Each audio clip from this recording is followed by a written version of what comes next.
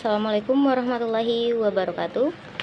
Baiklah, kali ini kami akan mempresentasikan makalah kami yang berjudul Hudud Hazab, di mana makalah kami ini dipresentasikan untuk mata kuliah Tafsir Ahkam Qadha yang diampu oleh Bapak Dr. Hasep Saputra MA. Di sini saya bersama rekan saya yaitu Perik Leorisando yang akan membahas tentang hudud kazab. Nah, langsung saja kita masuk kepada yang pertama, yaitu pengertian kazab. Kazab menurut bahasa berarti melempar batu. Dalam istilah, kazab ini ada dua macam, yaitu kazab yang diancam dengan hukuman had dan juga kazab yang diancam dengan hukuman ta'zir. Untuk kazab yang diancam dalam hukuman had, yaitu menuduh seorang yang muhsan dengan tuduhan berbuat zina atau dengan tuduhan yang menghilangkan nasabnya. Adapun kazab yang diancam dengan hukuman ta'zir yaitu menuduh orang dengan tuduhan selain berbuat zina atau selain menghilangkan nasabnya. Baik orang yang dituduh itu muhsan ataupun ghair muhsan. Nah, kemudian yang kedua atau B, dasar hukum larangan kazab. Dasar hukum larangan kazab diatur dalam surah An-Nur ayat 4 yang artinya, dan orang-orang yang menuduh wanita baik-baik berbuat zina dan mereka tidak mendatangkan 4 saksi, maka derahlah mereka yang menuduh itu 80 kali derah, dan janganlah kamu terima kesaksian mereka buat selama-lamanya. Dan mereka itulah orang-orang yang fasik. Dan kemudian juga diatur dalam surah An-Nur ayat 23 yang artinya, sesungguhnya orang-orang yang menuduh wanita baik-baik yang lengah lagi beriman berbuat zina, mereka kena laknat di dunia dan di akhirat, dan bagi mereka azab yang besar. Nah, kemudian untuk menentukan seseorang bisa dihukum kazab atau tidak, maka harus terpenuhi syarat-syarat jarima kazab. Menurut Said Sabiq bahwa untuk menjatuhkan hukuman cambuk pada jarima kazab terdapat syarat yang harus dipenuhi.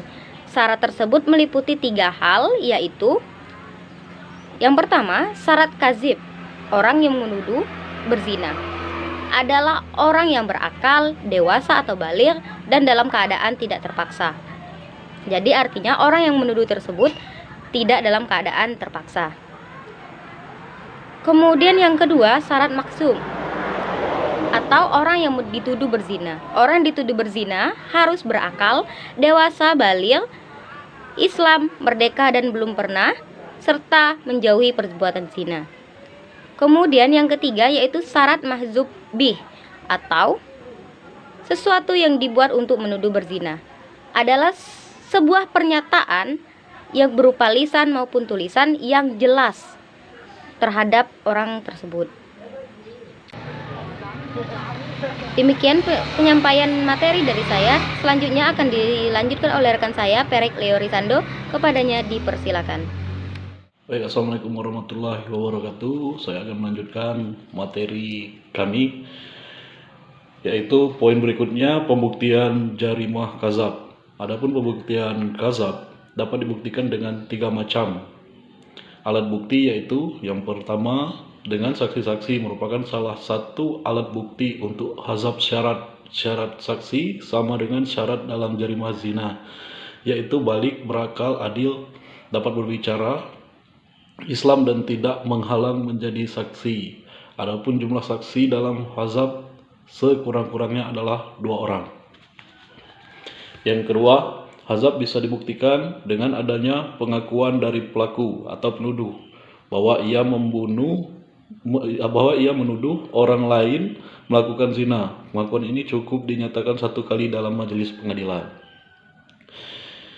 Yang ketiga, dengan sumpah. Menurut Imam Syafi'i, kazab bisa dibuktikan dengan sumpah apabila tidak ada saksi dan pengakuan. Caranya adalah orang yang dituduh menyuruh pada orang yang menuduh untuk bersumpah bahwa ia tidak melakukan penuduhan.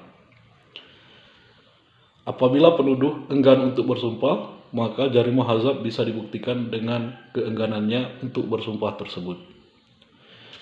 Demikian pula sebaliknya, penuduh bisa meminta kepada orang yang dituduh bahwa penuduh benar melakukan tuduhan. Apabila orang yang dituduh enggan melakukan sumpah, maka tuduhan dianggap benar dan penuduh dibebaskan dari hukuman hazab.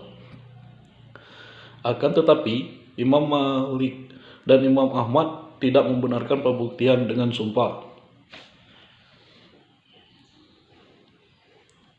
sebagaimana yang dikemukakan oleh mazhab Syafi'i. Sedangkan sebagian ulama Hanafiyah berpendapat sama dengan Imam Syafi'i, yaitu membenarkan pembuktian dengan sumpah, tetapi sebagian lagi tidak membenarkannya. Poin berikutnya yaitu hukum jarimah hazab. Hukum untuk jarimah hazab itu ada dua macam, yaitu sebagai berikut. Yang pertama, hukuman pokok. Hukuman pokok yaitu jilid atau dera sebanyak 80 kali. Hukuman ini adalah hukuman had yang telah ditentukan oleh syara, sehingga ulil amri tidak punya hak untuk memberikan pengampunan. Adapun bagi orang yang dituduh, para ulama berbeda pendapat. Menurut mazhab Syafi'i, orang yang dituduh berhak memberikan pengampunan karena hak manusia lebih dominan daripada hak Allah. Sedangkan menurut mazhab Hanafi, korban tidak berhak memberikan pengampunan karena di dalam jarimah hazab hak Allah lebih dominan daripada hak manusia. Poin keduanya, hukuman tambahannya itu tidak diterima persaksiannya dan dianggap orang yang fasik. Para ulama berbeda pendapat dalam menentukan gugur atau tidaknya kesaksian pelaku jarimah hazab setelah bertobat.